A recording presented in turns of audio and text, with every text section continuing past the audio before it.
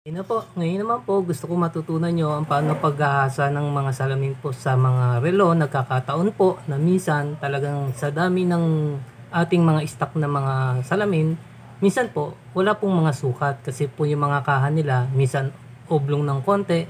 Kaya ito po ay tuturo ko sa inyo kung paano paghahasa kasi sayang naman din po kung aalis pa sa inyo. Kung magagawa naman ng paraan, pagkakakitaan po natin sila, kikita po tayo. Halimbawa po, tulad po nito. Kita nyo po yan, mga sandpaper po yan. Yan, tatlo po yan. Kung napapansin nyo po, ang daming mga kayas. Yan po, mga kayas po yan. Yan po yan, pagka medyo malaki yung salamin na ilalagay ko, at wala na ako makuha tamang sukat, ginagamitan ko po nito para po sa akin na po mapunta yung customer. Ako na po ang kikita. Tuturo ko po sa inyo. Ito po uli yung kutsilyo gagamitin natin, yung knife po. Saka ito po yung mga salamin. Pero may napili na po ako kanina. Gusto ko lang po ipakita sa inyo kung paano. Ito po, kung malaki ng konti. Ito po. Kukunin nyo po yung knife. Tapos, bubuksan nyo po. Ayan. Iangat lang po. Basta alalayan lang po nito. Hindi na ba kailangan itulak. Aangat lang po. Pag nabuksan na, makikita nyo na po yung makina.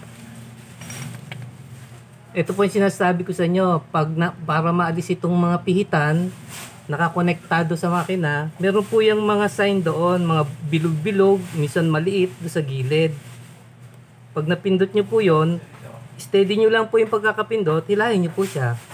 Yan. Tapos alisin nyo na po. Hawak nyo na po yung pihitan, saka yung stem nya papuntang makina. Ilagay nyo po sa may takip para hindi po mawala. So yun po, dahil salamin lang po ang gagawin natin, alisin nyo po yung makina muna. Yan, alisin nyo muna. Pagka-alis po nyan, bawa, papalitan nyo na po salamin, no? Tatanggalin nyo. Pwede naman po yan, itulak nyo lang po sa ilalim na ganyan ng dalawang kamay. Pero alalayan nyo po dito para wag tumalsik. Tulak nyo po. O, tulad nyan, tinulak ko lang siya. Natanggal na po siya. Ilalagay ko muna po dito. Ito na po siya. Pag nakakuha na po kayo ng isang salamin at medyo malaki at wala na talaga kayo makita, ito pong liha, ito po ang ginagamit ko. Kasi sayang din po yung customer eh. Pili lang po kayo, wag lang po yung magaspang. Gamitin nyo po yung sa pino, yung makinis, para hindi naman po pumutok yung mga gilid kasi makikita po ng may-ari yan pag may mga basag-basag sa gilid. Pagka ano po, patayo po, lilihan nyo pang ganyan. Dahan-dahan po, dahan-dahan, ganyan. Paikot po ng paikot siya. Huwag pong steady lang. Ikot lang po, pagtyagaan nyo lang po. Kasi pera po ito. Tyagaan nyo pong ganyan. Kung mga 10 minutes, 15, tyagaan nyo lang po. Para huwag masayang ang customer natin. Sa atin na pumunta yung pera nila, tayo na ang kumita. Yan lang po, tyagaan nyo lang po. Dahan-dahan lang po. Yan, ganyan po. Halimbawa lang po, di okay na. Tinesting nyo ngayon. Kasi malaki po ito katina ng konti. Hinasa po natin para bumilog ng konti. Lumiit-liit ng konti. Testingin po natin. Yan, tulad po niyan. Eksakto na po siya. Ididiin nyo lang po ng konti.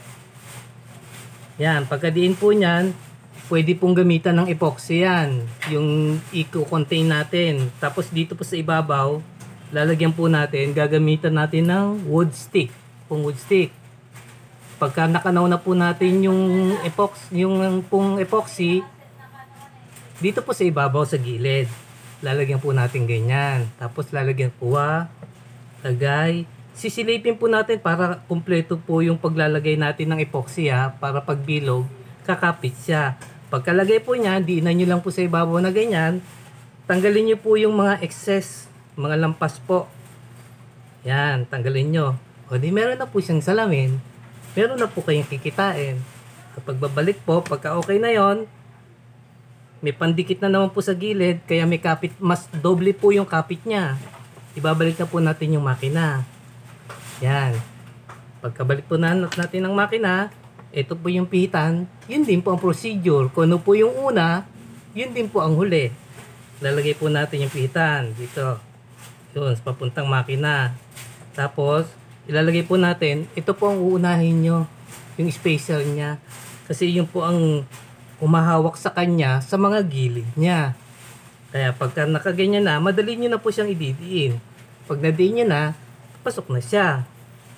Tapos tatakpan po, yung sinabi ko sa inyo kanina, kailan lang, yung may mga ukang ganyan po sa takip ng mga quartz, ganyan po yung may mga uka, yan po ang tapat nung pihitan. Para hindi po matamaan. Yan. Siguraduhin nyo pong nakatapat po yon.